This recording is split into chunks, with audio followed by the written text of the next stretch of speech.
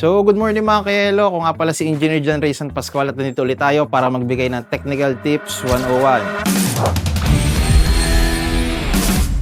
So, ang ating technical tips ngayon is ano nga ba yung common mistake na nangyayari sa ating machine? So, ang common mistakes na nangyayari is dalawa. Una is yung improper na operation and pangalawa is yung no maintenance. So, ano yung improper operation? Yun yung halimbawa, iba-iba yung button na napipindot nila and then minsan ang nangyayari is meron silang mga napipindot na parameters na hindi naman dapat. And also yung pag-adjust sa ating freezing time and falling time. So, ano naman yung pangalawa which is no maintenance? No maintenance yun yung since machine ito, ang kailangan talaga ng machine is maintenance. Para din sa sasakyan na kapag ginagamit mo, dapat may maintenance mo din. So, ano yung solution dun sa dalawa? Unang solution dun sa ating operation is dapat maging proper yung operation natin. Paano magiging proper? Pwede tayong magtingin sa manual and also meron tayong GC para magtanong sa ating mga technical staff about sa operation ng machine. Pangalawa is preventive maintenance. Ang preventive maintenance natin is ginagawa siya every 6 months para masustain ng machine yung kanyang magandang performance and also yung magandang production para sa business nyo. So, ayun lang kita-kits ulit sa susunod na video.